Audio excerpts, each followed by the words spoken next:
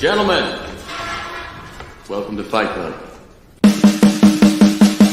first rule of Fight Club is you do not talk about Fight Club.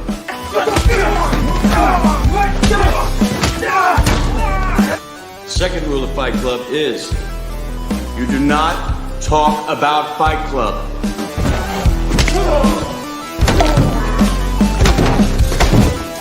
Third rule of Fight Club, someone yells stop, goes limp, taps out, fight is over. Fourth rule, only two guys to a fight.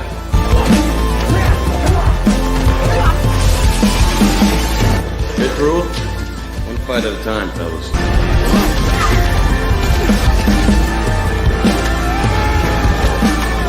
Sixth rule, no shirts, no shoes.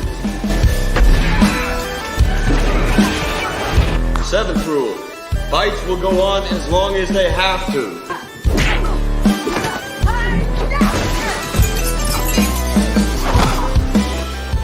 And the eighth and final rule, if this is your first night at Fight Club, you have to fight.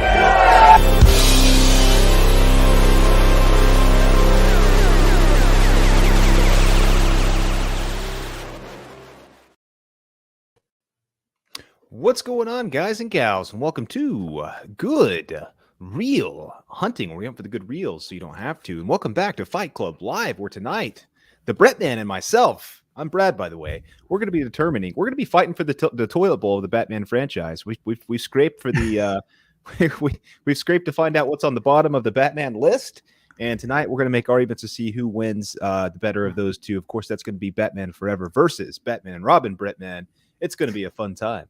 Man, have we lost our damn minds? I think people were expecting freaking Batman Begins versus The Dark Knight, not this particular matchup. No. However, we wanted to do this particular matchup because we think it'd be something fun and unique to try to defend which movie is not the worst versus what is the best. So, even though technically we are defending still what's better of the two, but I'm still excited about this because I think actually rewatching both of these movies, they're almost in a way kind of equally matched. Yeah, I mean, they really kind of are. I mean, I honestly everybody unanimously was going to say that, obviously Batman and Robin is probably the worst Batman movie of all time. But, we're going to make some cases, at least your boy Brad here is going to make some cases in the few for why, it's at least maybe not, maybe it's a little bit more entertaining or whatnot. We'll get into all the deets here in a little bit, but and Batman Forever, people like it. I mean, it's got its things. It's got some things going for it. It's kind of fun at times, but, again, I mean, it's just the competition here that these movies are going against. They're going to be at the bottom of everybody's list, I would think, right? Mm-hmm. Yeah, absolutely. So let's check the chat real quick. We got Chris Snyder. What's going on? And he did say, do try to finish this fight in one piece. Dude, we can't make any promises. Our fights usually get pretty brutal. Could I persuade you to take a sandwich, sir? I'll get dry through. Kyle, what's going on? Kyle from Fleet Lives. And who's this bastard here? It is That's your first night. You have to fight. Well, you got that damn right. Mm-hmm. That's one of our rules. If Brett got a little stutter in his name, George Thorogood style. Who the hell is George Thorogood? That's going to be George, man. Oh, we talking about the good old Clooney? Yeah. And then Chris says Batman 66 is the worst Batman movie of all time. Batman Robin is bad, really bad, but it's fun to laugh at. And without that movie, we wouldn't have gotten the Dark Knight trilogy. And you know what? Absolutely. Because, yeah, just pretty much anything would have been better after Batman and Robin for what that movie did. However, that really just, I feel like, started the whole train of the superhero genre moving forward. Because really, the Batman Begins that released in 2005 really kind of opened the door of the superheroes. Like Spider-Man kind of did it first, like kind of like just creaked the door. But like Batman Begins really just knocked over the damn door. And of course, after that, we got the MCU. Right. And, honestly, the Batman Begins kind of set the way for like Iron Man. And we'll talk a little bit more about it when we do the review. But like, it's really the first time we got a grounded origin story in a comic book, superhero movie. And obviously Iron Man kind of did that same thing a couple of years later, after back in up in 2008. So I think it got some inspiration from that as well. And yeah, I mean, you're totally Batman and Robin, and then Batman Begins. It's like two polar opposites of where you're at, man, when it comes to groundedness level. Yeah, I made up words. Yeah, hey, it's okay. I make up words too, so it's all good, man. Just to get your point across. Let's see here. Mega Movie C's, what's going on? Oh boy, this will be fun. Chris has Batman Begins over The Dark Knight, which you'll have to see about what's awesome about here coming up, because we're so close to getting to that Right around the particular corner, dude. trilogy, just around the corner. And then welcome Michael Coggin Carr. Hopefully I pronounced the middle part of it right. Welcome to the channel, my friend. Batman and Robin is my number one guilty pleasure. And you know what? That actually has a good kind of like a ring to it, though, because like that's kind of like where it belongs. Like it's bad, but it's good, like in a good way, Yeah, that's why we'll be defending it today. Yeah, Michael, I that's awesome, man. I think what I'm going to do, hopefully I'll make you proud by the end of this episode. I'm going to put up a good fight here, but it's going to be tough. If you guys haven't picked from context clues, we're not flipping a coin here today. We're just he wanted Batman Forever. I wanted Batman and Robin. It worked out that way. So when the time comes to argue here in a few minutes, I'm going to be defending Batman and Robin, and Brett the other one. Yeah, exactamente. So, Brad, just in case, like Michael's new here to the chat, do you want to explain the rules of the Fight Club? Not the movie Fight Club, but our rules of this show of Fight Club. Absolutely, dude. Whip it out. All right. So the first rule of Fight Club is to talk about Fight Club. Share it with your friends. Tell them about it. Get them in here. Let's have a good time. Second rule, obviously, is once again to talk about Fight Club. We're skipping 3. We're not doing a coin toss because we're not doing that today because we've already figured it out.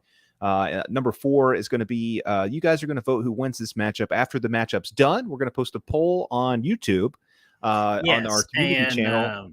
And that is where we decided officially based off our last poll from Slash That a lot of the votes came from our YouTube community tab. So I think for now on, we will just doing strictly on the YouTube community tab where the vote's going to be. We'll still post it on Facebook and Instagram, but we'll attach a link to it to that community portion so you can make your one official vote on it.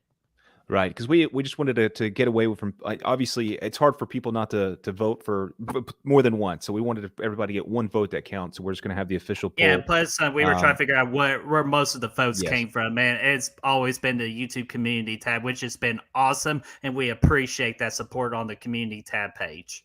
Absolutely, man.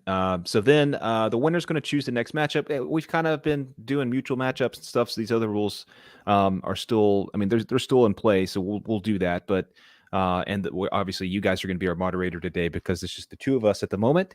So if you guys have questions you want us to talk about with Batman Forever, Batman and Robin, drop those in the comment section. We'll get to them. Hopefully we can get to all of your questions here today, and we'll just kind of talk categories when we don't have anything. So we should have a good time, man. Hell yeah, man. And I got a little one bar on my Wi-Fi on the StreamYard, so just let me know if I'm just being all crazy or anything like that. So you started doing that like 9 minutes ago. Oh, am I really? Oh my gosh. Here we go again. Thank you, Charter. No, you started being crazy because you're going to try to say Batman Forever is better than Batman. You sneaky bastard. Let's go to our tail of the tape. So, Brad, from these numbers right here, which, shocking with some of the, with these numbers. That's all I can really say. So, anything that just jumps out at you, because to me, it's just the freaking, but the budget, the domestic numbers, like, holy shit. Yeah, dude, look at this. This might be the lowest IMDb score that I've ever seen on one of our shows that we've done. We've talked about some bad movies with some tell the tapes, man, like Jason Goes to Hell. I don't know if anything has ever had an IMDb score like this. I might be wrong. Jason Goes to Hell may have beaten that, but 3.8 out of 10, ladies and gents, with a 12% critic score on Rotten Tomatoes and 16% audience score on Rotten Tomatoes. And then Batman Forever's got a 5.4, 38%, and a 32, respectively. Yeah, so again, just those box office numbers, like holy crap! Like even with how bad Batman and Robin was, it still made over $107 million. Which, if you kind of take those numbers to what they are right now, that's pretty damn successful.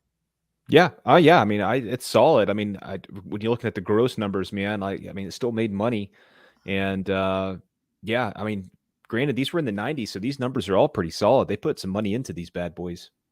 Yeah, so like just like again, because this was kind of like in a way, kind of like an MCU style, like where they just freaking throw all the money at the superheroes and then just let it dominate at the box office. Because both of these came out in June, so that's like the summer of blockbusters. Absolutely, man. Good numbers, So man. oh yeah, so those are our tail of the tape. So I say without further ado, let's get started. Let me check the chat real quick. Oh, Kyle okay. Flett's got something for us here. Oh, he's already starting us strong. Just let me see about the other two comments. To save. Okay, there we go. Let's start that one, and let's get to Kyle's question first. Who was the better Batman than also the better Bruce Wayne or Bryce Wayne, as Kyle calls him? Bryce, yeah. No, I'm I like just that. messing. Brad freaking mistypes a lot of words a lot too. So we knew what you meant, Kyle, for Bruce. Oh, yeah. So, Brad, do you want to go first since you're going to lose? Okay, so the better Batman and the better, yeah, easy decision here. Okay, so Val Kilmer was barely even Batman in Batman Forever. He was Bruce Wayne for like 90% of the movie, it seems like, and he showed up occasionally as Batman. So I mean, George has got him beat there. Like George went in, he comes out in the opening, decked out in his gear. He kicks some ass throughout the movie. And he's got a lot more scenes as Batman. But even though Val gets all this time as Bruce, like he's running around in the cave, he's got his old towel on and all this other stuff he's doing. Like I still think George actually brings more to the table in the role. I think he brings more confidence to Bruce. He's more, I mean, I buy it more. He seems more like a Bruce Wayne to me. He's a handsome son of a gun too. I'll tell you that much. He didn't get his reputation for nothing. Cheating And for these using ass the bat nips. well, yeah, the bat nips and the ass shots we get in that opening montage alone is like, okay, George Clooney's got this thing in the bag. But he's got obviously the writing didn't do him a lot of favors. George, I'm talking about here. There's some horrendous dialogue in this movie, but he does the most with it. There's some decent little. I mean, he's got his MasterCard, his Batmobile, or his freaking credit card from the Batcave. He never leaves without it. So he's got that going for him. But in all honesty, I think he does bring a lot of confidence to the role, and yeah, I enjoy that quite a bit. All right. Yeah, bless you. Val Kilmer here. Let's see here. Yeah, obviously he's the better Bruce Wayne, as you said, because he got more part of the screen time in Batman Forever, and yeah, it was just kind of good and so good time to be different, to explore Bruce Wayne, because that's what the Riddler really does is he tackles Bruce Wayne. Really doesn't attack Batman, just because again the Riddler looks up to Bruce Wayne, and Bruce Wayne kind of like shot down his hopes and dreams. So like, of course, Bruce Wayne needed to be more a part of this particular movie versus us getting more Batman. Which I understand when it's a Batman movie, you gotta have Batman, but I can understand why Batman Forever went in the direction that it did. But as we're talking about Batman, the lack of Batman, when freaking Batman gets on screen, freaking Foul Man, he just delivers on every time Batman is on screen. Like he doesn't waste a second of time with Batman, with kicking that ass, taking names, kissing the very gorgeous Nicole Kidman, which I think she looks the hottest she's ever looked in any film that I ever seen. So way to go, Nicole Kidman, for doing that for Batman Forever. And then just it's awesome, man. And your movie had puns. My freaking movie had jokes too. You want to take a sandwich with you, sir? I'll get drive-through. Like, see, again, he just takes every chance to shine when Batman gets on the big screen. Dude, he doesn't have a credit card though that expires never. Like it has an expiration date of never on it, and that's what George has. Here's the thing I'm going to give you about sign that credit card under his name? He didn't literally just do first name the last name Batman. Like, come on, man! Like that's absolutely ridiculous. Dude, well, you know what? There's millions of dollars available on that card. That's how I mean, how else are you going to pay for all this That's stuff? Bruce Wayne's money. Yeah, it's You Bruce don't think Wayne's the money, credit but card company could freaking track and go, oh crap, Bruce Wayne's Batman? no. Yeah, I mean, Batman, he has ways around those things, man. But here's what I'm Right. going to tell you about Val Kilmer, man. The guy was straight up boring in the role. Like, he didn't bring anything. He's just kind of stoic throughout. He's like, oh yeah, what has 12 hours and 60 seconds or whatever this easy ass riddle was for the clock. And he's so kind of boring, and he doesn't bring any personality to the role. And I didn't think he had any chemistry with anybody, Chris O'Donnell included. I thought George had much more of a mentor kind of chemistry with Chris O'Donnell, for sure. And I thought they really played well off of each other in the movie. George seems a little bit more mature. It seems like he's been doing this for a little while as Batman. And Val was just like, I just don't know. He didn't draw me in. He was boring, stoic, and no personality. But at least they didn't make Val look like a complete idiot. Like I feel like they made George Clooney, hey, let's take this big time actor that we could have really taken advantage of, and let's just make him look like the biggest idiot of all time. And George and wasn't of course, that big of an actor at the time. At the time, like he was still kind of getting into his role, and everything. And actually, Arnold got the biggest role, the biggest pay in this movie as the villain for Iceman. yeah, no, which that's kind of unheard of. Paying the villain a lot more than the actual main guy, like the hero. So I thought that was pretty interesting to hear about that kind of fact. Video Tasty's going, "Nice to see you." It started. Here we go. And then Danner, what's going on, man? Jon Favreau appeared in Batman Forever. He sure did. Where was he? So, he was somewhere. I don't remember the particular scene, but I just saw him going, oh, cool, that's Jon Favreau, but without him being important during that time. But, which, by the way, quickly, Jon Favreau needs to take over Star Wars. So, let's see here. Remember when he's Bacon. Pew pew. Oh, shit. My man. I got excited. Bacon. Pew pew. What's going on, my friend? And Michael says, if Visa offered a Batman symbol on a card today, you will all want one just to say to have a cashier. I never leave the cave without it. Exactly. I would buy it. I'd buy it right now. I would take that card, and I think this was a smart move on his part. You got to think about this. If you're out on a mission for a long time as Batman and you need gas for the mobile, like you can't just go back to the cave and fill her up. You got to stop in at an Exxon or a Mobil or something like that, and you got to pump the tank. But you don't want to leave evidence that you're Bruce Wayne, so you got to have your own card for Batman. And of course, they're not going to let that expire. He's trustworthy. Well, like it does, like every credit card has an expiration date. Again, you just can't do first name Thug, last name Batman. Like, come on, man. That's what it is. Come on. It's like when you're doing a fantasy team, and you can't you got to put the first name as something and then the last name as something and kind of put them together. Or the bleep. Okay. Danner says he was in the background when Edward Nygma meets Bruce Wayne. Yes, cool. yes. I didn't know Okay, that. yeah, I remember that now. So, and release the Schumacher cut. Which one? Because he directed both of them. Well, we just need one continuous. I want to assume Batman Forever, just because, like, I bet that was restricted. That felt like that movie was restricted with some WB decisions. So, but yeah, man, that could be the case. But I tell you what, though, I dug it. Whatever. George Clooney is the GOAT when it comes to Batman. Val couldn't even do Bat Nips because it wouldn't have looked as good. Well, they never gave him. I bet they were just so stupendous. They just had I bet it's in that director's cut. So yeah, I don't blame them. And Val didn't look. The suit wasn't as good either because he looked. None of them were great as far as mobility goes. But Val's like he looked. Remember when he's turning like and he's in the little bat, freaking the flying, the Batwing. The Batwing. He's flying. And he turns over. He gives you the thumbs up, but he has to turn his whole body to do it. It was little stuff like that. It's like, come on, man. Shit, like, Batman Begins had that problem. He couldn't turn his neck.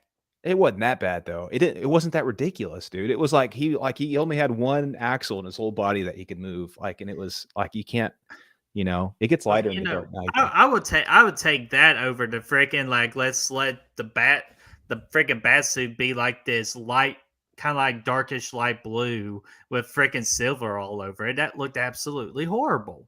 It was badass, dude. They had No, matching it was unis. well, They had match. the only reason it worked because they show off the freaking bat nibs. Like hell, even they show Batgirl's bat nibs, and that was unheard of.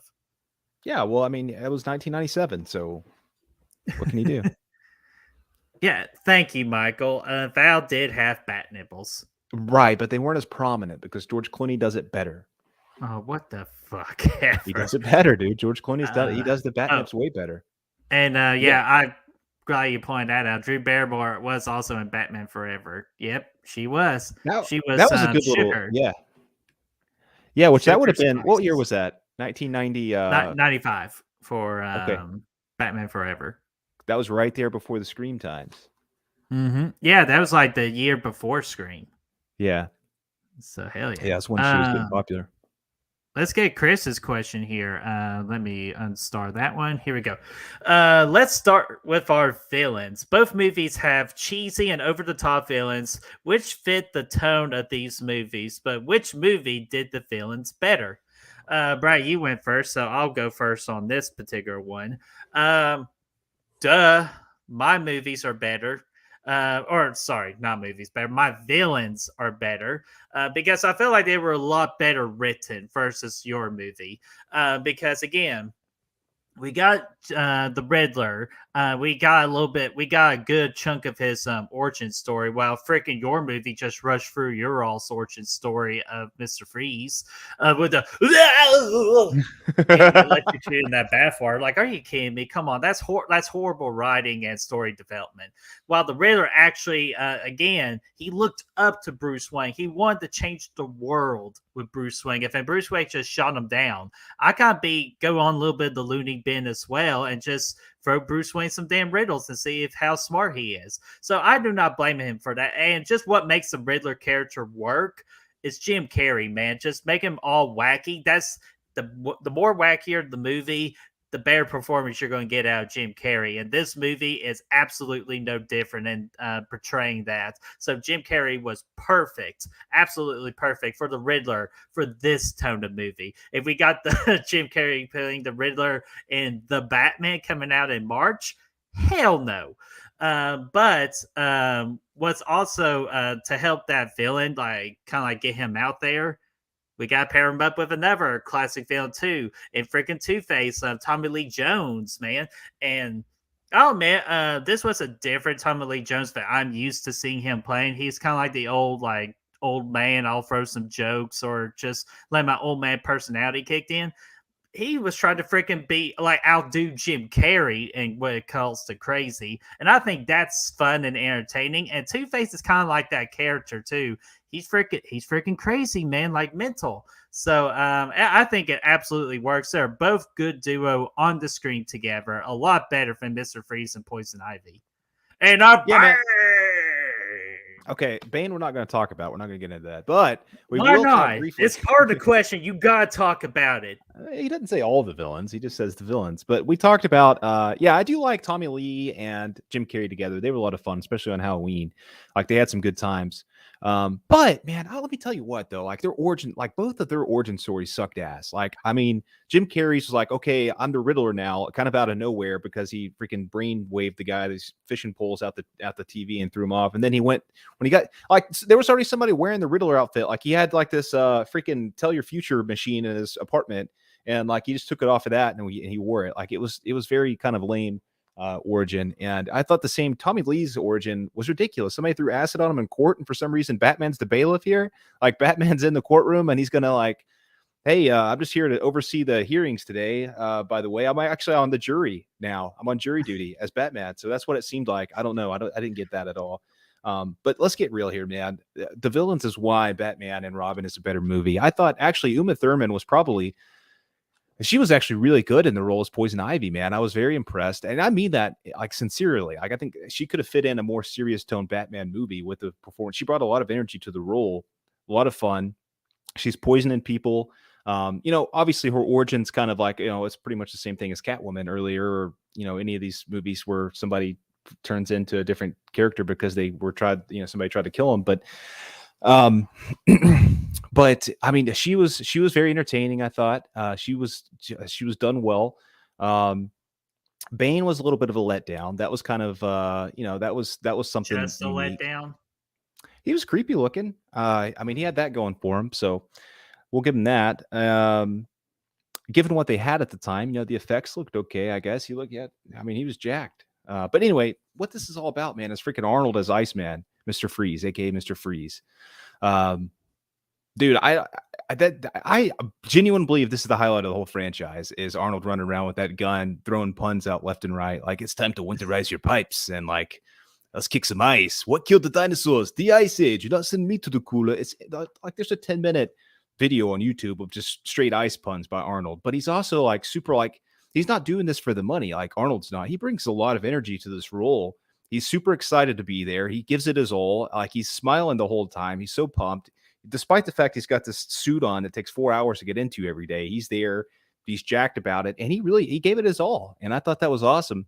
And the look of Mr. Freeze was actually fantastic. I think it's the best looking villain in this run of movies outside of well, the Tim Burton movies. I mean, the two that we're talking about. He's the best looking villain of all of those. Sweet suit, and yeah, man, his teeth light up blue. I mean, what else could you ask for? Yeah, how the hell did?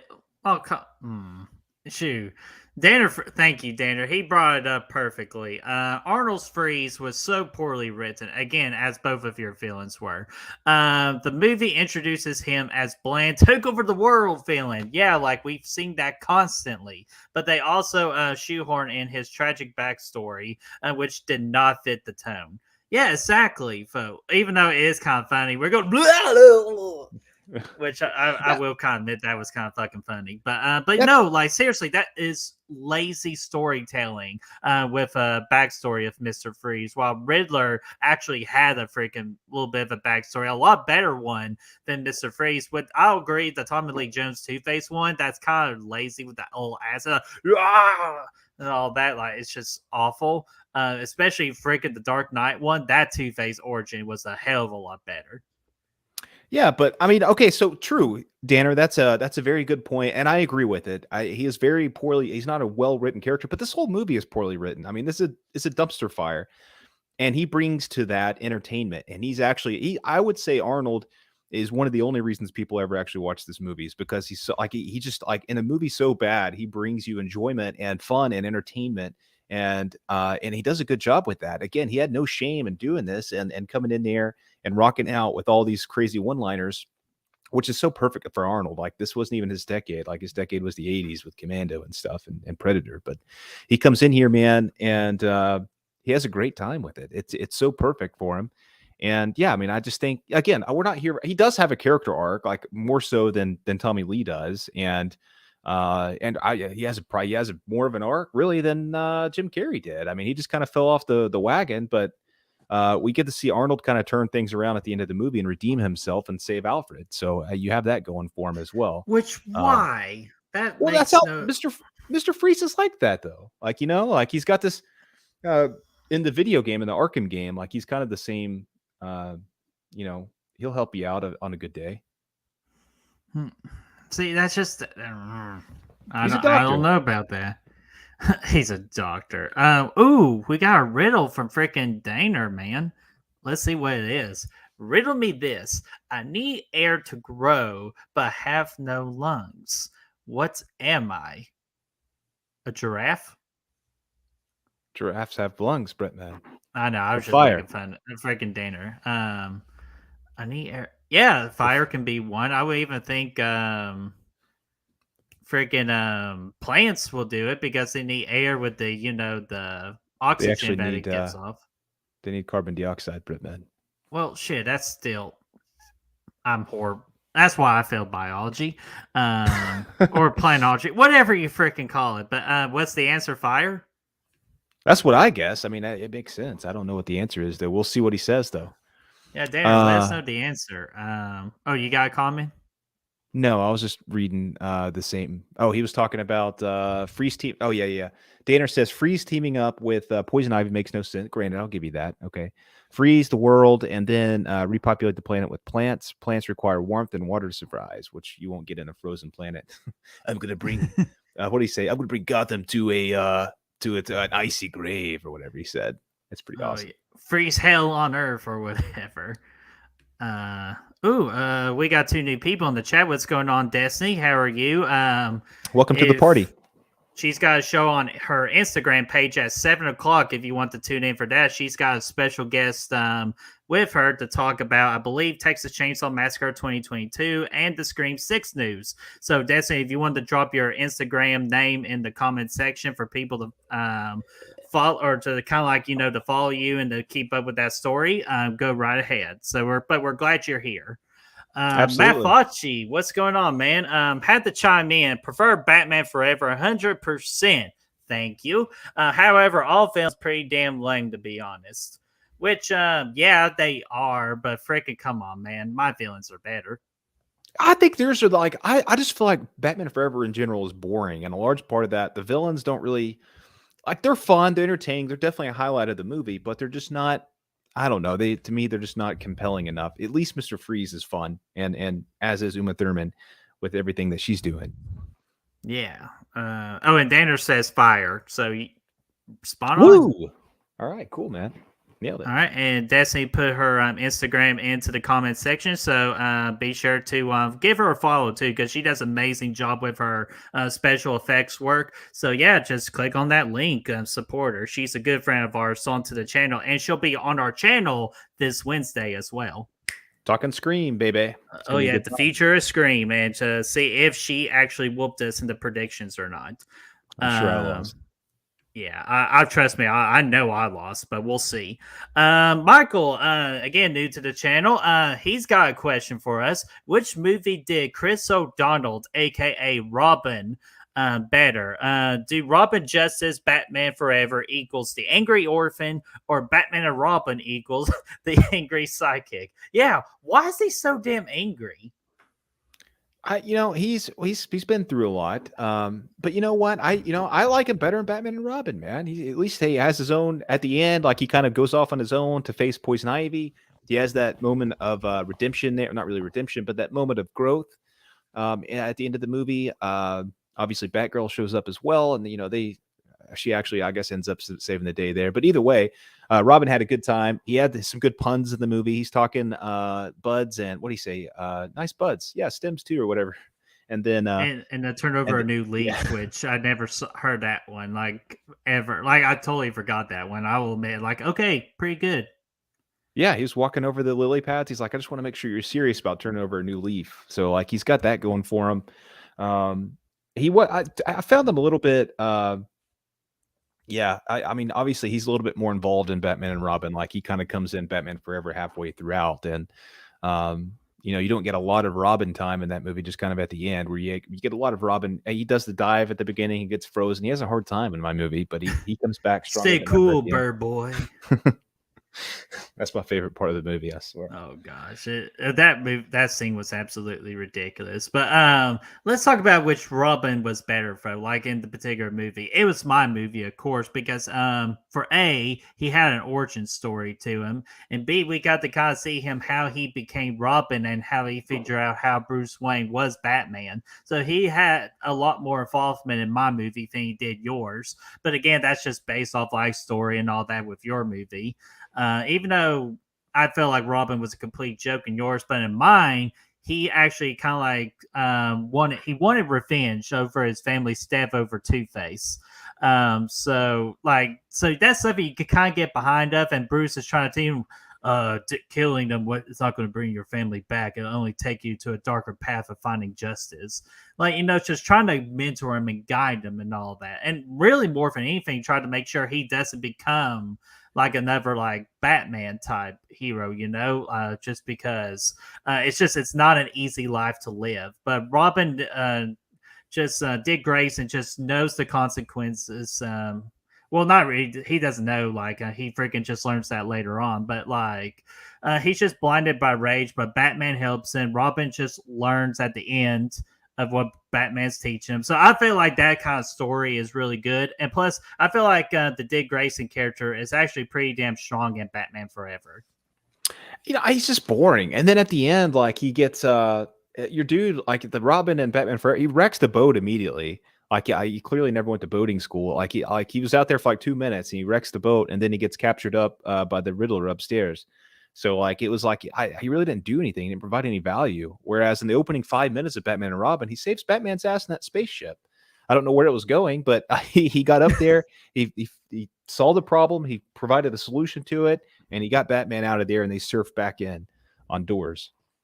Freaking looking like freaking Tommy from Mighty Morphin Power Rangers when they were flying on those doors.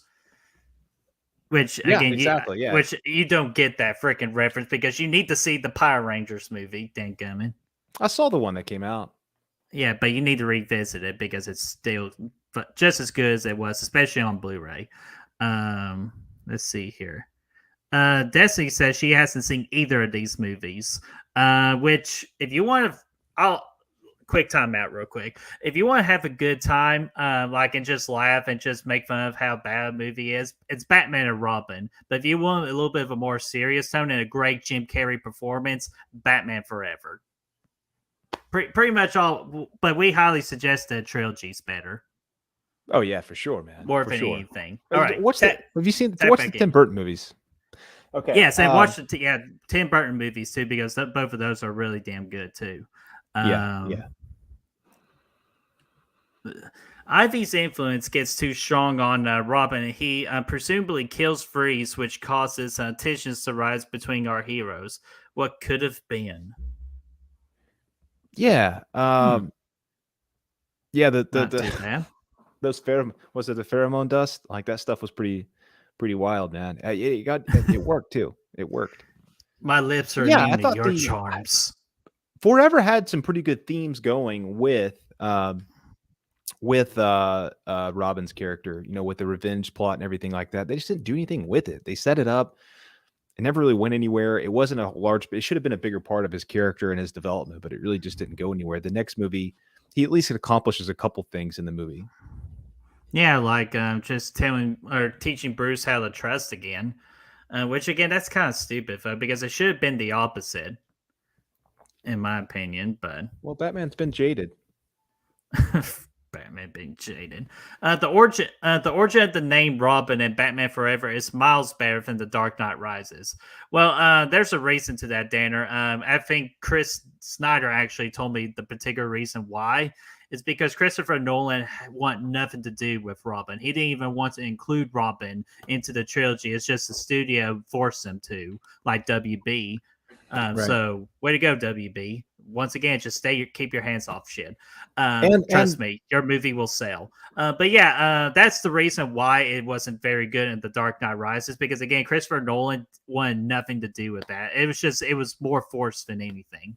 And Nolan is much more grounded with his approach to the character, so that makes sense. I see what he was going for there, because he's not going to have like this whole like the explanation he gets in Batman Forever is really, I mean, it's cool, but it's also very comic booky, and that's not really the vibe that Nolan was going for. So yeah, exactly. So and plus, if Christopher Nolan had really wanted to use the Robin thing and the angle and the origin story, we all know he would have made it work. But it's he preferably not wanted to, because it wasn't about Robin, even though the only thing it was good about that is just setting up the future within future movies if they wanted to. Because I would actually like to see a Robin Christopher Nolan movie, even though, again, Christopher Nolan will have no interest, but I feel like that could be cool. Anything he does, I'm there day one. So sell me out. I would be there for it. I think it could work. There's not a lot of stuff with Robin that I really enjoyed. Like I don't know. He's just not my favorite, but at least they did the origin right with like they showing the parents dying at the circus and all that too. Like at least they cool. Sort of like at least they felt that, and they kind of made fun of Robin like with the outfit, with the classic comic book outfit and all that. I thought that was cool. But Chris Snyder says Robin's arc in Forever is actually pretty good. It's the acting that brings that down. It's pretty bad in delivery. Yeah, It's awful. but you just got to remember both of these movies and for what they wanted to be. Trust me, they were not focusing on acting whatsoever. Dude, when he's driving the Batmobile down and he's got his freaking tunes jamming, he's like, whoa, he's having a good time. I was like, come on, man, what is this? That was so bad. And again, like I said with your movie, Brad, oh, yeah? My lips are immune to your charms. Hey, now that was smart on his That part. was He had so. some shit. It was great, No, but just that delivery was so bad. chicks dig the car. This is why Superman works alone. Yeah, oh my gosh, that. Yeah, I was like, crap. We gotta bring Superman in this. Which I'll go ahead and say, guys, not the biggest Superman fan in the world, like the character and anything. Just because I hate where characters are pretty much invincible. But that's for another time. Even though I do love Man of Steel, but I've never cared for Superman at all, man. To be honest with you, yeah. No, hey, same here, except Not for even Man of Steel. Oh, damn. That's going to be a heated Fight Club someday. it's all right. I just don't care. Yeah, so let's get to Michael here. In Batman Forever, he was Robin for 20 minutes, got blown up in a boat, and got captured. Exactly. That's yeah, all he but did. but he was learning to be like a Batman. Like he's freaking Robin. Like he's learning. So of course he's going to make some rookie mistakes. You sunk my battleship. Oh my gosh. Ooh, this is bold. Batman 1989 over The Dark Knight. You know, a lot of people have that opinion. They really do. I guess it depends on timing, really, more than anything. Like, you know, if you were somebody who grew up watching Batman '89 a lot, I think that's a completely accurate, you know, an accurate, normal statement. I don't have any issues with that. It's about taste, you know. Yeah, Which it's we'll get just to ours in the ranking. I mean, maybe it's Brett favorite too, or maybe it's mine. I don't know. We'll see. I don't know, man. Just because again, with that rewatch of Batman Begins, you'll just have to stay tuned and find out. But The Dark Knight was just so damn good, man. Even though I respect 1989, just because it's the freaking one that started it all for Batman in the cinema. But actually, no. I'm sorry, Chris already mentioned earlier the '66 Batman. That was the one that started Batman in cinema. Yeah, Sorry, I haven't seen that one, dude. It didn't even make it on our review series. So I mean, like, I don't really have any interest in that. But what's up, Flame for Fluff? I like Peacemaker's opinion of Batman. Actually, I have not seen the Peacemaker show yet. I haven't either, but I have heard about this. But yeah, Braden says it's freaking yeah. phenomenal. So I've heard I'm going. nothing but yeah. Yeah, so we're going to have to probably maybe do something in March or something after the tournament's over and all that. Absolutely. And then Bacon says the Dark Knight trilogy over any others. And you know what? Absolutely agree. I actually consider that trilogy one of the best trilogies of all time. Oh yeah, yeah. As a trilogy, I love all three movies a lot, man. We'll know in the ranking time which of these Batman movies I have up ahead. But we're about to get to what's awesome about those three Batman movies too. And gosh, we've been trying to do short on those videos, but expect long videos on that one because we can go for one. Yeah, but again, it's going to be so much fun. Cole, what's going on, my friend? Hand clap. Hello. Hand clap. Cole's in the house. Whose dog is that? Who let the dogs out? And Danner says, I hate Clooney's Batmobile. Disco ball turn buying. Fuck off. Dude, that thing was badass though. Like they had some cool designs there in those last couple of movies with the Batmobile. But the one in Forever was like driving up buildings and shit. This one, dude, remember when they're chasing Mr. Freeze? That's the next logical thing to do for a Batmobile. But when they're chasing Mr. Freeze and in his little the Mr. Freeze mobile or whatever he had, and they ramp off the thing, and I don't even know where they were at. They were in some Iceland or something. I don't know. They were ramping up. They jump over to the other building, and that's when he wrecks out Robin because he's like, "You're not going to make this jump, but I'm going to do it in the Batmobile." That Batmobile was badass, man. Floated right in there. I just remember Mr. Freeze going, "Ha ha ha ha! Oh no." Oh gosh, that's just so ridiculous. But so I've seen no other questions in the chat. Brad, do you have a particular question you wanted to use? We talked about the characters a little bit. We talked about the Batman, the villains. We talked briefly about the Batmobile, which is better here, by the way.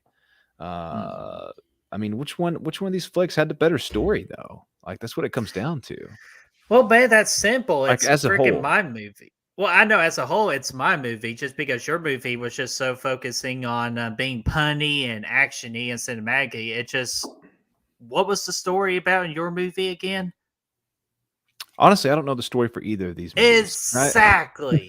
But at least my freaking movie, Batman Forever, the main story that we were focusing on is Bruce Wayne's deepest fears. The bats, and just the Riddler just exploiting that fear, just to defeat the Batman, while freaking Two Face just rages chaos, man. Like to me, like I know it's not the best story either, but like at least we know what a story is in Batman Forever versus what freaking Batman and Robin. It's like a freaking like little mini animated TV show we get for 2 hours. Makes no sense. Exactly. That's exactly. I don't know the story for Batman and Robin. I don't think there is one. I think Arnold's just taking over the world, and that's what this whole thing was about. But I tell you what, it was a much more fun and enjoyable journey. It was much more exciting. There's more going on. There's more to laugh at. It's more entertaining, and that's really what it all comes But down that's to. not your question. Your Yeah, question is what's the better well, I story? said as a whole, so the story I don't know about, but the events of the story that unfolded,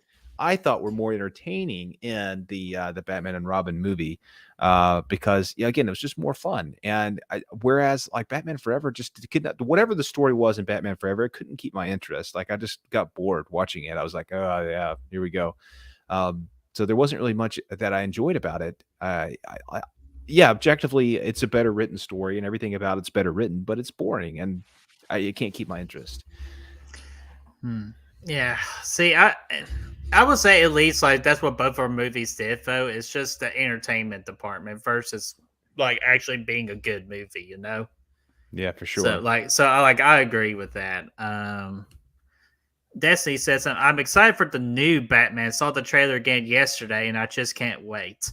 Yeah, and I saw that trailer when I went to go see Moonfall, which I got my thoughts on that movie. Told you. But no, that's pretty much my favorite thing I saw in that whole movie theater experience. It's just that Batman trailer again on the big screen. So we are so jacked about it. We got plans for that movie when it comes out. So you'll just have to stay tuned to our channel for that. And Destiny, sorry, I'm a little distracted. Sidetrack real quick. Destiny, I know you saw Screen 5 yesterday for the second time. Did they show a trailer called The Devil's Light? It's like a brand new possession exorcism type horror movie that's going to be coming out this year. So I did like they played it for my trailer. I didn't know, did they play it for yours, or am I just crazy? I could be just crazy, but I think you're crazy. Danner Because we're says still talking. Oh, still talking? No, I said you're crazy because you're still talking like Batman Forever is better than Batman and Robin. Get out of here. Because it is No way.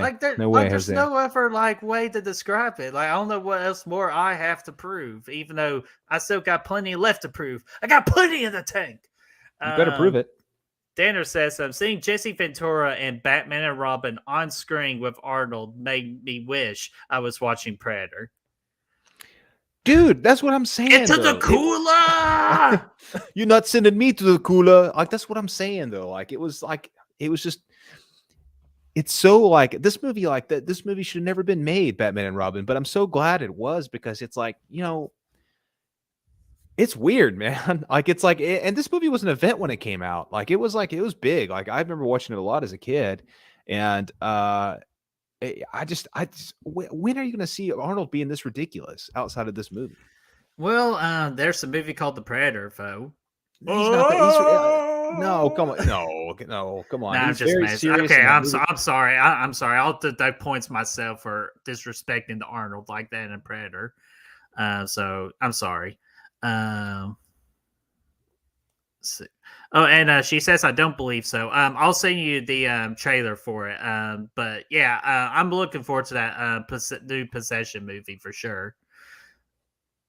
They didn't show X there either. She said that they showed X here. Yeah, they first need one. to start Yeah. showing X because I'm telling you, like that, like I know we did our most anticipated movies. Like if in that trailer came out, if we had to redo that anticipated list, Oh, it'd I'm be on telling you there. that Yeah. might be like my new number one or my number 3. For Yeah, they showed it anything, before like, my showing of Scream though. They did have it there for that. oh, see, they did with mine, which I was pretty pissed off. But Fauci says Val Kilmer was way better than Clooney. Yeah, we discussed that earlier. Most definitely. See, Matt knows where it's at, though. No. Kilmer was boring, dude. He was boring AF. If we're being honest. Yeah, and see, thank you guys. Like the chat knows what we're talking about here. At least Kilmer was intimidating as Batman. Yeah, He was Clooney never just brought it. Batman. He was never even Yeah. Batman. But when he was Batman on screen, he was intimidating as hell. Like hell, freaking his presence alone made that mob run away. Yeah, Do because you not remember that when he saved Robin or when he saved Dick Grayson? Yeah, he saved him and all, but I was still like he just that's because he came flying in there and it scared him all away. But he was so like he was just stoic in the movie. It just wasn't exciting. There was nothing fun. Like this movie, when you look at Batman Forever as a whole, you look at the cast. You got Tommy Lee Jones, Jim Carrey, you got Nicole Kidman, Val Kilmer. You're like, okay, this movie is going to be a blast. It's going to be so much fun. We're going to have a great time. You get in there and it's just like everything is just they come out there. It's all just kind of vanilla all the way throughout. There's nothing really about it that stands out. It's just kind of just a mellow ride through Gotham that just doesn't go anywhere. And it's just, there's nothing that exciting about it, man. Like it's decent. Like I think it's a better movie than Batman and Robin, obviously, but it's just boring. Thank you. It's over. Fight Club is done. You just admitted. Objectively speaking, of course it's a better movie than Batman. I got you on record, Yeah, I'll say it again. Objectively speaking, it's a better movie, but it doesn't mean I like it more. It doesn't mean that at all. Gory Tiger, what's going on, my friend? It's very colorful. Yeah, both movies definitely are colorful, which again, Brad, I'll give you the full credit on that. I think your movie is definitely more colorful than my movie. Oh yeah, but they were both. I mean, so that's the question that I really should be asking is which of these flicks had a better world building, better Gotham, I guess you could say. Like they're both kind of CGI filled, but which one, what are you thinking, man? What am I thinking? Better Gotham? Yeah.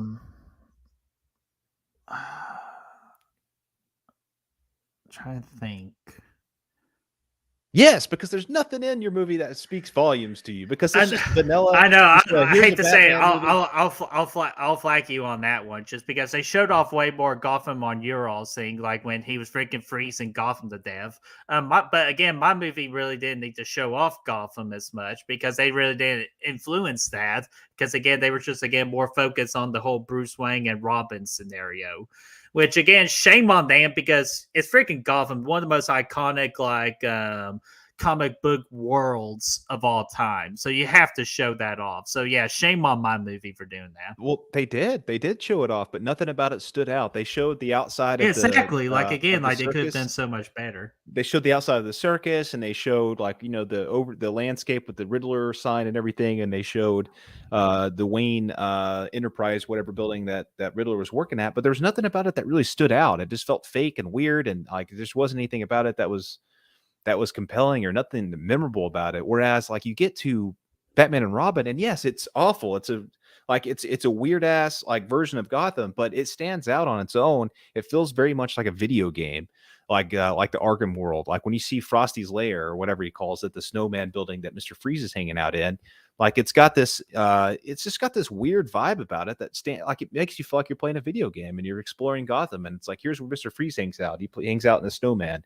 kind of deal, and it's like, okay, that's kind of cool. And then they had the observatory right up there with the big statues, and those all get frozen over, and the museum at the beginning of the movie is another point I would like to point out is really kind of cool, and it gets frozen over, and they literally ice skate in there, Brett, man. Whenever Arnold comes down there, he's like, you're not sending me to the cooler. It cuts over to George Clooney and Dick, and they're like, I don't know why I described it like that because it was they had the hockey stick there, and they're about to beat Mr. Freeze up with a hockey stick. Like, I mean, come on, that museum was cool as hell. So yeah, I'm gonna be honest with you. I'll just let you have that one, just because I'm more focused on the bigger topics. You can have that little topic. You can have it. Now I'm just fucking with you. Like again, I got no counteractors of that one. Your golfing was definitely one of the show high cases of your movie for sure. We kind of touched upon this, Brad, a little bit. Which Batmobile was better? Um, I would say definitely mine was better, just because it actually looked close, like enough to like the Tim Burton Batmobiles a little bit, just a little modified. Again, climbing over buildings, like badass, man, like the Batmobile. Yes, Shimon. but yeah, it was a cool Batmobile. But did it did it jump over buildings and stuff? Did it do any of that? I don't think so. Well, I mine don't didn't think have to do that, but I could bet your ass that it easily could have. I don't think it could have done it, man. It had to use the little grapple to get up the building. This one would have just done it. I think it would have just floated right up there. Hey, It's got the cool lights on I there call too. that what we call leverage. Let's see. They were You both know kind of what? dope though. Like they were both like more colorful than the Tim Burton ones. Yeah, but the Tim Burton ones, again, you know how Tim Burton is and his style of filmmaking, so those Oh yeah, fit I enjoy better. those more. Yeah, Oh yeah, I like yeah, those more. But Tim Burton's just a fucking man. I'll just go ahead. I can easily do a top 5 Tim Burton ranking video easily. Michael says, Batman and Robin was just made to sell toys for sure, but still, it's so entertaining. Oh, right, dude, and yeah, Danner freaking brought up a comment earlier. Did you own the glass mugs the glass mugs. I don't that know. freaking McDonald's sold for Batman and Robin? It's possible. I don't remember him though. I I remember the Star remember Wars stuff, getting but I don't those. I remember. remember getting the freaking Disney plates when Hercules came out. Like, I would say McDonald's back in the 90s was the golden age for freaking Happy Meal toys. Dude, I remember the Star Wars Phantom Menace stuff that Taco Bell was doing. They had the whole game board and all this other like that was where the money was Oh, at for me. I don't remember those. Yeah, I can't remember if I had the I can't remember if I had that the glass or not. I don't think Hmm. so. Um. Oh, this is interesting. Desi says they showed a trailer for a horror movie that was like Killer Plants, I think. That was Batman and Robin. Yeah, it was Poison Ivy. God. I don't Yeah. think that's what she meant, but she's also said Studio 666, which I did hear that, and I saw a poster in my theater for it, wondering what it was, but my damn theater didn't show a fucking trailer for it. So why are you having a poster? You're not going to show the trailer. Seriously. Maybe for another Uh, movie though. Cole had a good comment here. Let me pull this up. Val Kilmer is one of my favorite actors just because of Doc Holliday in Tombstone. I I thought mean, that that's he was fair. the coolest character when I was a kid, so I always go with Val Kilmer. Hey, I take that vote. I mean, I love Val Kilmer, man. I do. I mean, I especially as Doc Holliday, but I just not the Batman role. I just did not find very compelling for me. I just thought he was just stale, man. Just Hmm. stale. Well, again, that's He probably was a tomato. more due the writing than anything. Just with both movies, affected George Clooney and Val Kilmer. Chris says Kilmer was a better Batman. Clooney was Bruce Wayne. I'll give the movie that. And you know, I could. Yeah, George Clooney, I will say, probably has one of the better looks as a Bruce Wayne character I've ever seen, even over Christian Bale. Almost, not exactly, but almost, just based off looks. I can agree with that. But just freaking Batman, Kilmer all day, every day. Yeah, but I mean, And the again, he wasn't Kilmer, even hardly in the movie, but what he did was awesome. he wasn't in the. He didn't do anything as Batman. I don't even remember any movies. I don't remember any scenes in that movie where he stands out as Batman. There's nothing in that movie that stands out. It's just a ride that it's like when you ride a roller coaster, you know, but it's one of those slow ones and you're just kind of riding it and there's no thrills really. You're just kind of riding it. It's like you maybe find it in the children's section, like a fun house kind of deal where you're riding and you're just going and you're having a good time. It's going nice and slow. You never get scared. You never, do anything cool. It's a good time, sure. You get a little wind in your face, but did you really are you going to remember it 5 years down the road? No, not at all. Hmm. Well, and as I'm going through these comments, guys, if you have like any last like questions, if you want to throw out there with us, please let us know. Keaton is the goat. Um, Yes. I mean, yeah, Keaton is the man. No, like Keaton is the man, but if we're talking about like Batman, it's just again like what Brad said earlier. It all really just depends on what era you grew up with. I grew up with the Christopher Nolan trilogy, like mainly. Like I grew up with the Batman Forever and Batman and Robin. At least I knew as a kid that those didn't compare to freaking what Christian Bale did with the Nolan trilogy. And I'm sort of new to Michael Keaton as Batman, but I easily respect the hell out of him, and he was fantastic in the two roles that he was played in. I can't wait to see him come back this year, man. It's gonna be Oh, awesome. dude, everybody's gonna lose their mind when that happens. Like, I know they partially showed it in the trailer of the Flash, but when they actually do it, it's gonna be awesome. George Clooney, man, though, if he comes back, that would be where the money would be at because he's the best. Money, money, money. Michael says, Batman and Robin has some of the best. Ooh, see, that could be a pretty good question right there. Who had the better scenes between Bruce and Alfred? Oh, Michael hit it right on with this, man. Batman and Robin all day. It's some of the best moments in all those 4 movies. So they had some good dynamics. Obviously, Alfred gets sick, and that's kind of what propels the story at the end. And they're trying to find the cure and all that kind of stuff. When they're talking about, it kind of hits home a little bit with some of the stuff they're talking about at the end and everything.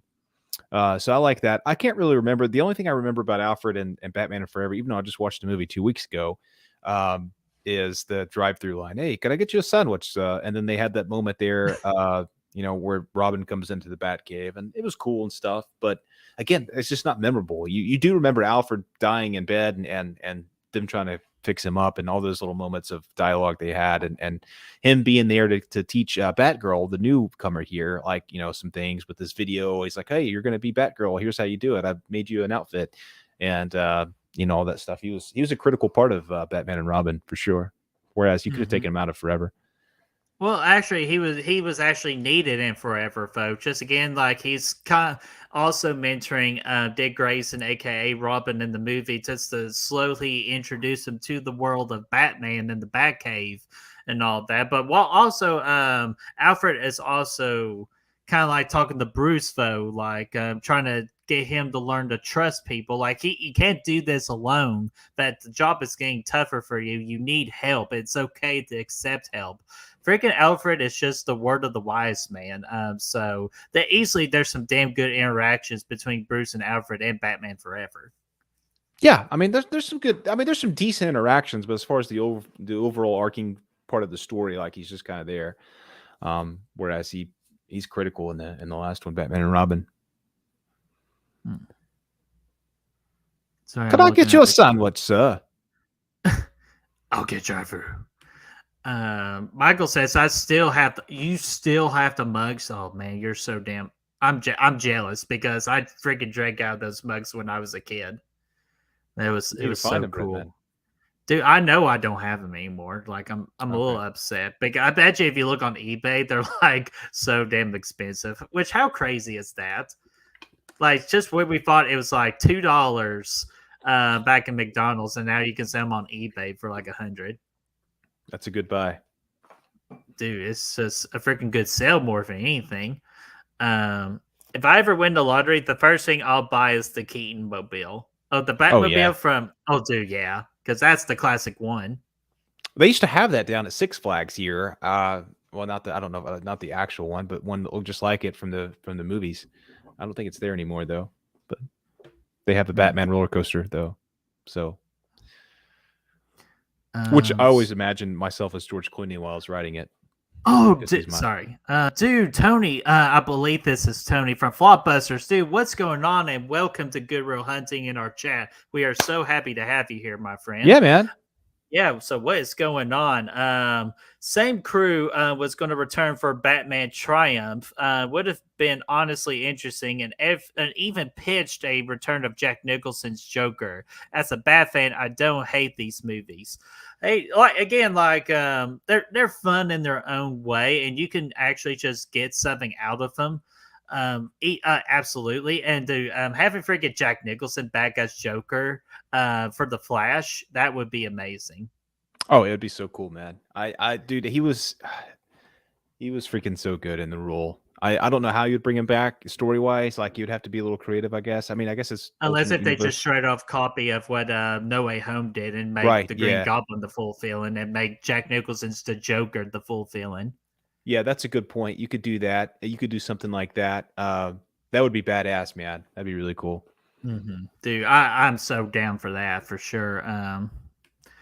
Danner says Keaton is the only reason anyone will see the Flash movie, and you know what? I absolutely agree. Like, if you It's the only don't reason have I'm gonna see Keaton it. in the Flash would just be a normal DC comic book movie. So, yeah, like when they added Keaton to that role, holy crap! Like that became one of the most anticipated comic movies of 2022. Yeah, that's the reason I'm going to be there. I don't know if it was just Flash. Like I would have caught it eventually, but I don't know if I would have been there, in the theaters or not. But I'll definitely check it out. Gory says, I did find my Batman McDonald's glass while looking for Final Destination 3. Hell yeah, just because I will be on Chris Snyder's channel at 8 o'clock Eastern time tonight because I was the last minute replacement for Bacon for Final Destination 2 watch. So we decided that I believe that I would be part of the rest of them. I'm not for sure fully yet, but I am going to be on Final Destination 3 watch party with Chris Snyder and hopefully Bacon. Hopefully he can make it. So that is 8 o'clock tonight. Not midnight man. tonight, but Hey, roller coaster of love, man. That's all I can say. Roller coaster hell of love. yeah. Rubber Lips, the best, by the way. That saved Robin's ass. Hey, it certainly did, man. Because those lips are freaking poison, man. Michael says, "I do not hate me, but both these movies are more memorable than half of the comic book movies that are today." And I'll be honest with you, like I don't hate you for that, like because again, we love unique opinions and all that, and I can actually see a valid reasoning for that. Just because again, we've been freaking quoting Arnold Schwarzenegger puns, and actually we still do it today, really, other than the ever comic book movie. So that is actually a very valid point. Yeah, regardless of like I just watched this movie for the first time in 20 years a couple days ago. And even before that, I've still been quoting Arnold all this time from this movie. Let's kick some ice and all this stuff. Like I know Brentman likes the dinosaur when he throws that out. The from time to Ice time. Age. So yeah, I mean, honestly that makes sense. And how often you see Arnold running around with the freaking ice gun, dude? Like never. Oh, dude, that ice gun was badass. But I don't pretty much see any more questions in the chat, Brad. Do you have any more? Because I'm pretty sure we knocked off the big ones. I think we're good, man. I feel good about it. Yeah, actually, okay. I'll throw one more, and then we'll get on out of here, or just end the debate at least. Because again, I don't think we've talked about enough of Alicia Silverstone and Nicole Kidman because they were the two big female leads in both of our movies. So, which one was better? I disagree. I think Uma Thurman was actually the bigger female lead. Well, we included her in the villain role too because we knew what her role was in that particular movie. I'm just talking about those two as side characters. Yeah. Well, I mean, Alicia Silverstone was kind of she wasn't in it as much as I mean, I guess they both were kind of about the same. But honestly, like neither one of them I really particularly cared about. I guess Batgirl was a little bit more fun. I thought Nicole Kidman was, again, like everything else about that movie, very stoic and forgettable. Nothing really stood out about her character, and same thing with the rest of the movie. But with Alicia, at least she provided some fun times. Like she came in and kicked some ass at the end against Uma. Which was pretty cool. And yeah, the end scene where they're all running down the hallway together, like, whatever, they're partners now. Like, that's what it's all about. Where did they freaking do that? Like, did they do it inside the Wayne mansion? Like, Alfred, shut off the lights. Yeah, exactly, dude. Cool. They ran down and they were going to need a bigger bat cave now. So it is what it is. But yeah, I think she was a little bit more enjoyable. Not enjoyable, but more memorable, I would say. Well, she was just there, though. But Nicole Kidman, though, when she got when she gets on this screen, like she commands the camera, she commands the screen, and you can tell with my movie too. She is invested into her character because, again, like I said earlier in this stream, that Nicole Kidman looks at her absolute best. Like this is the best I ever seen Nicole Kidman look like physically, like just absolutely stunning. And she was, again, like she was okay for what she was asked to do, but it was like her character was interesting too because she's a psychologist. So not only is she digging in the mind of the Riddler, but she's also digging in the mind of Bruce Wayne, aka Batman, too. So like it's just cool just to get the psychological side of reasoning versus just like what it is, you know. So it's just like that makes it interesting, like to follow along. I just nothing about her interested me in this in Batman Forever at all. I honestly don't remember anything she does in the movie. I know she's there, and at the end, like I just don't know. She just kind of shows up, and yeah, I don't know. I don't know. Yeah, She's and just plus she's very Alicia Silver, freaking Alicia. I will say what distracted me and her and Batman Robin is just the focus on her mole, on her, like kind of like right here. Like I'm not sure, like that's why camera work. Like I've never really noticed it before with her, but in that movie, I definitely did. So it's a little distracting at times, but that's just me, Fo. But anyways, that was random. But horror man, 82. Welcome to Goodwill Hunting. What's going on, my friend? I actually do. He is a big, good supporter of ours on Instagram, liking our Instagram posts. okay. So Cool. welcome to the chat, horror man, 82. Yeah, nice to see you, man. Thanks for dropping in. Yeah, see, I already like him already. I am a fan Oh, of Batman Forever. get out of here. Yes. All right, but that's pretty much. I got no other things to ask. Pretty much. Yeah, I don't either, man. I feel pretty good about it. Burn the witch. Oh, I'm guessing Gory's a Batman and Robin. Oh yeah, Unless yeah, if yeah. you're talking about Nicole Kidman, Burn the Witch. Oh, for sure.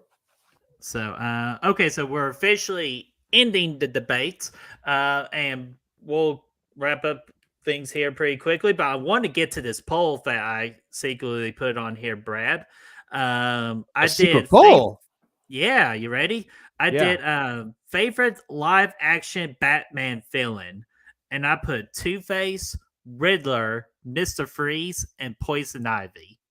Here is our results: 61% with the Riddler and Jim Carrey. Get out of here. Hey, Come I on. agree. I agree. That's because And he's got then, you. He's sucking your brainwaves in and making you all think differently. Is what he's doing. Arnold is way better. oh no, He's the goat. nonsense. There's Dude, not a that's better not villain in any comic book movie than Arnold in this movie, well.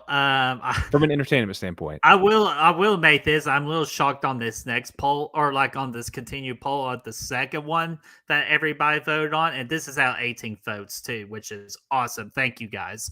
The second one with 22% is Two Face, Tommy Lee Jones, and Mr. Freeze had 11%.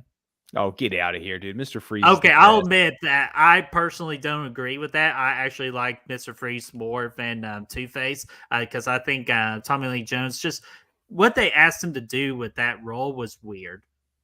Like I feel like they could have done a lot better with that. Like just, and I think I saw Danner's comment from earlier. They kind of made him a Jack Nicholson Joker wannabe with the way Yeah. they had him portrayed, which that's not the way to do Two Face. Yeah, right. No, I get it. I had a decent time with him again. He was fun, but again, dude, I just nothing beats Arnold for me in these two movies. Like that's literally as far as entertainment level goes, like number one. Number one. Gory Tigers, I never noticed the mole before. Well, I know what movie you're watching tonight. Uh-oh. Well, after Final Destination 3, of course. But yeah, I'm telling you, pay attention. For some reason, that's the only thing I noticed. I know it's a random comment. Oh, that's nice, horror man. Nice to meet you, Brad. You as well. Yeah, Yeah, I know. I'm absolutely. freaking everywhere. I know Brad's. I figure Brad's sometimes Batman himself. I might be. And I'm a big fan of Two Face and the Riddler. See, again, horror. See, he knows where it's at, though. But again, we ended it. So, Brad, real quickly before we send everybody home and we tell people how they can vote and make a difference on the official winner, your last overall thoughts and a quick ranking. Or not quick ranking, but quick rating. Rating. So yeah, obviously, like I said earlier, Batman Forever is objectively a better movie. I would put that at like a 2.5. Batman and Robin. I mean, obviously, it's one of the worst movies out there, but it's also so bad it's good. It's in that threshold, and it's more entertaining for me. But I still give it about a 1.5 out of 5. At the end of the day, Yeah, and Batman you'll know which one I Forever. prefer in our ranking in a couple weeks. It's that mid take. Gosh, I might talk about it. Does things to you. Michael says, "Freeze all the way." Thank you. With Yes, dude. Yeah, I'll admit, I was kind of shocked because I thought Mr. Freeze was going to win that poll. So I was kind of nervous putting it on there. But I'm actually quite surprised and happy that the Riddler won at 61%. But yeah, Batman Forever, it's just your decent Batman flick. Like, it offers, like, it's hard to remember that movie mostly, but if you do watch it, you're not going to get bored by it. In my opinion, you're still going to have a good time with it. So I gave it a 3 out of 5. And then Batman and Robin, it's fun. I love the puns. I'm a pun guy, but holy crap, that movie's just horrendous. So I give it a 1 out of 5 on that rating. Okay. Yeah, that makes sense.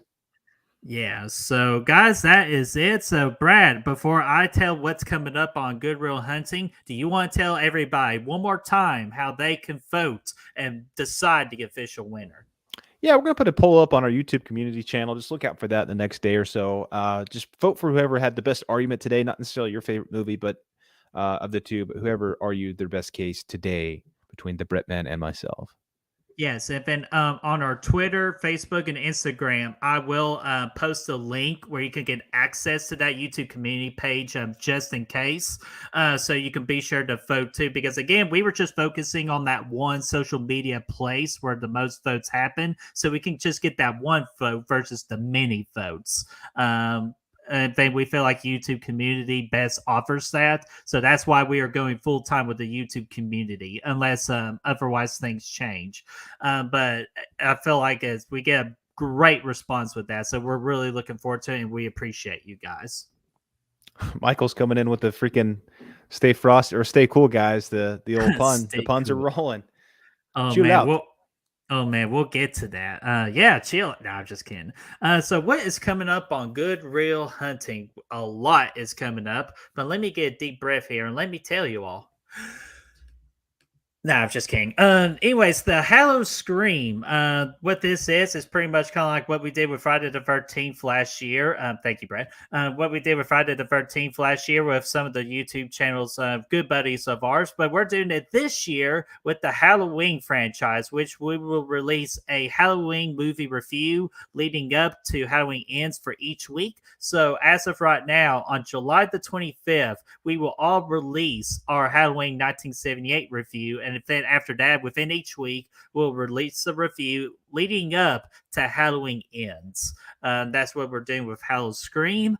And then, Brad, tell us about the real March Madness. This is big. This is a project many months in the making. We've been talking about so we put a poll up on our Facebook not too long ago to pick the category for this. But it's a big ass bracket, as you can see there. It's going to be 64 items, and these items are all going to be movies from the 80s, all genres, big open scope. The bracket has been made. We haven't shared it yet, but it's absolutely fantastic. It's starting February the 23rd. We're going to start that day with a series of live streams. We're going to work our way through this bracket, starting with the first round being, like I said, on the 23rd. It's going to be a huge, 32 matchups that week, Brett, man. Some of them are easier than others. Oh, yeah. Yeah, it's going to be awesome. Be looking forward for our bracket reveal video here pretty soon, as well as the schedule. Yes, I will reveal the schedule when we do our Good Real Live. And then we'll post it on like our social media pages and all that for the schedule. And as Brad says, yeah, keep an eye out for the bracket reveal, like premiere video that we plan on doing. Not a live, but a premiere video on that. And then tomorrow, we will continue our What's Awesome About series with our Batman franchise series as we talk about one of our topics of today, Batman and Robin. And as you can tell, I'm enjoying my Jameson while Brad, it's just embarrassed of me doing what I'm doing. So I apologize, Brad. Yeah. So anyways, that video will drop around noon tomorrow. And then this Wednesday is our next Good Real Live, which we'll be talking about the future of the Scream franchise, which, again, with the recent release of the news of Scream 6, we'll talk about that for sure. And we'll be joined by our guest of Destiny Faulkner. And we will also be re-reviewing our Scream 5 predictions that we made a couple of Good Real Lives back to see who the overall winner is. And then after that show is over, and by the way, the Good Real Live is 7 o'clock this Wednesday Eastern time.